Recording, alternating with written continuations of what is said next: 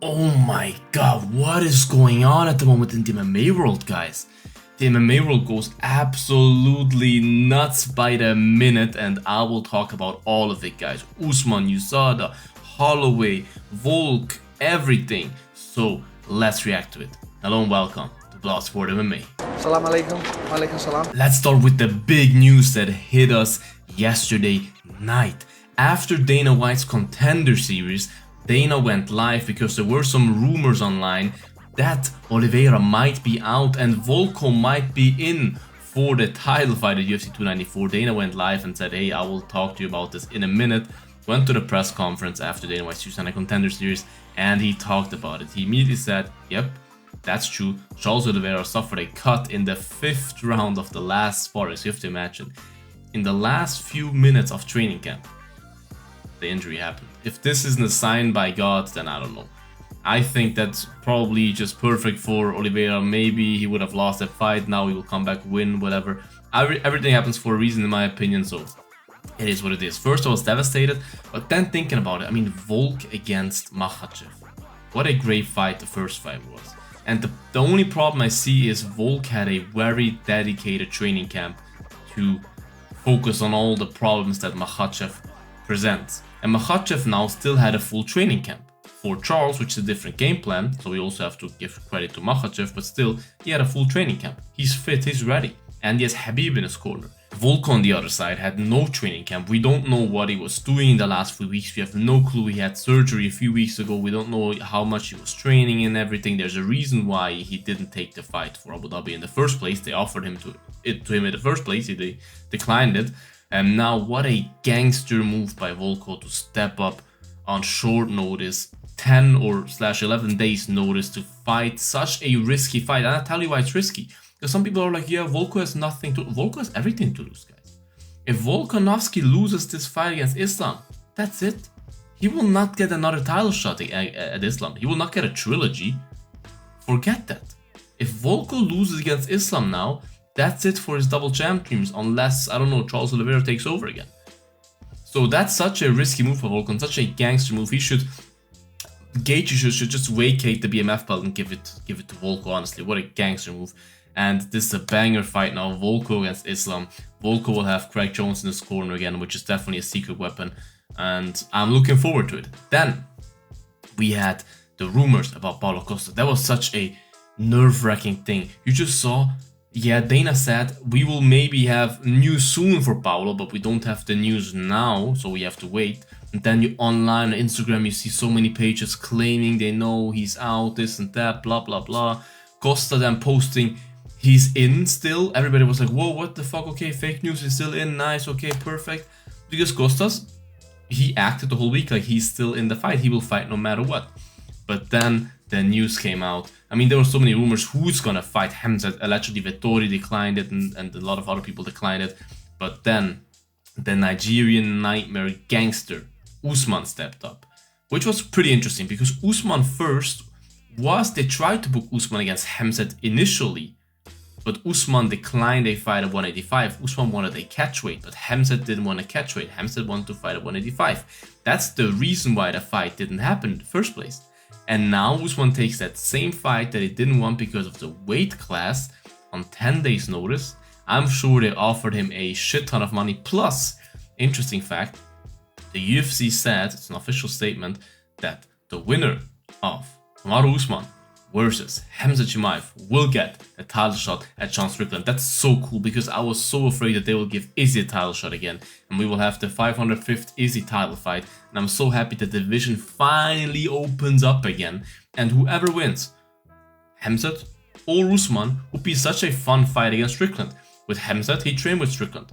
Khamzat against Strickland is a fun fight anyways. Usman already beat Strickland in a very dominant fashion at 170 though. There's so many... Both matchups are so fun, and Usman's also a gangster stepping up on short notice. The problem is Usman has fucked up knees. I don't know how much Usman has been training. Same question as if Volko was. Khamzat had a dedicated training camp, and it will be interesting to see how the two wrestlers will fight each other. Will it be a fight like Burns, where they just throw hands because neither one of those want to really engage in wrestling? Or I could see that Khamzat is not that afraid to go to the ground with Usman because Usman is not a jiu-jitsu spider, you know what I mean, like Burns, who will catch you in triangles from all angles. Usman is more of a hold you down, ground and pound type of guy, typical wrestler. And that would be really interesting to see how they proceed, what their game plan is in that fight. That would be really interesting to see. What a gangster move by Usman. Somehow, always when Khamzat fights lately, there's a huge thing around the card. Everything gets cancelled and thrown around, but I'm so happy. And we have to give big credit to the UFC that they fixed everything. I have to say I preferred the Costa fight, but still, what a great fight. Best of recovery to Costa. Everyone, every single one of you that is saying that either Charles Oliveira or Costa is pulling out, they're afraid, they're chickens, you're retarded. You deserve to get slapped in your face, because honestly, I have no problem with talking a little smack, but that's such obvious nonsense. You have a guy that has you have a picture of his cut. What should he do? Fight with a cut? Like you see that it doesn't make any sense. You can't get cleared by the doctors. Paulo Costa literally underwent surgery 4 weeks before his fight. He went with the risk that, hey, I will have surgery 4 weeks before my fight, and I will still fight in 4 weeks against arguably the most dangerous opponent I've ever faced. I have everything to lose, and I will fight with 4 weeks out having a surgery. That's a gangster move by Paulo. Paulo wanted to fight, but then, if you know staph infections are nasty. Google Kevin Randleman staph infections. That's what happens if you don't take care of it. You can fucking die from that shit. And then it got infected again. So now he had surgery again. He's not faking anything. You see his elbow? You think he's making that for fun? You see how devastated he is? That's not pulling out being a chicken. That's just medical fucking bad luck. And yeah, you can talk about staph infections, just shower and stuff. Okay, yeah, we can talk about that. But anyways, these are things that they have kind of, in some ways, no control, and definitely have no control over the pull-out. You have to pull out with stuff like that. So it's no chicken move, no nothing. Shut the fuck up. And we have 2 very fun new fights, and I'm hyped to watch them in Abu Dhabi, because I will leave Monday to go to Abu Dhabi, and I can't wait to see all those guys. Then another interesting news. USADA is officially out from the UFC.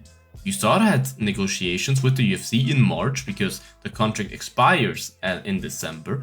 And the UFC just told them on the 9th of October, as far as I read, that they will probably not be extending the contract with USADA, which means that from January on, there is no USADA in the UFC anymore. Now, the question is, what will the UFC do? I could see that the UFC kind of, because the UFC is such a huge ship, that they start to build their own anti-doping agency now, where they have full control over, which makes a lot of sense, and I would really like that. That would be a very, very cool move by the UFC.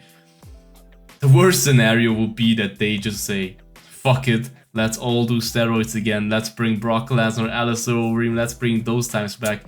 Breaking news, Brock Lesnar comes back, UFC 300, fighting John Jones, both juice to their fucking guts. That would kind of be fun as well, but it would be absolutely horrible for the sport. So that will definitely not happen.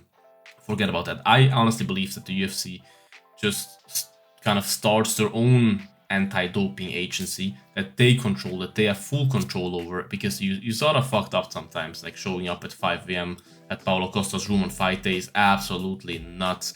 So that's very cool by the UFC. If they do that, that's not officially announced, just my theory. Then the UFC said, hey, because because Topuria against Volk was actually booked unofficially for January, Toronto, Canada, main event. And now they said, look, if Volk can't make it, because you never know how the fight goes on October, next week, 21st, you never know how the fight goes. If Volk can't make it to January, then Holloway will fight Topuria for an interim title fight. Which means we could get Holloway versus Volko number 4, which would be crazy. But that's a fun fight anyways, Holloway versus Topuria. What a fun fight. I hope that happens, actually, interim fight. I would be so happy for Max if he could fight for interim belt again, or win a belt again. And we'll see how that one plays out. Last news that I want to talk about is Derrick Lewis steps up to replace Curtis Razor Blaydes, who was scheduled to fight Almeida in Sao Paulo in November for the main event, which is not the smartest move in my opinion for Blaydes, for Lewis, because I mean, Lewis against Almeida.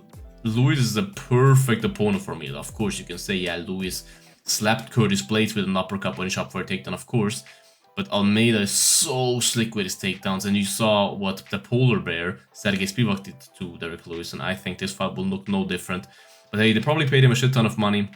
The Black Beast always has a puncher's chance, and Brazil got a new main event. Write your opinions in the comments, guys, about all these topics. What a mad week. I love it and I hate it at the same time. What a roller coaster. Refreshing your Instagram feed the whole time. Crazy. That's also why I filmed this from my room right now at home, not from the studio. So write in the comments. Make sure to like this video, subscribe to the channel, and make sure to get your sleep in. Until the next one, bye-bye. Lost Sport out.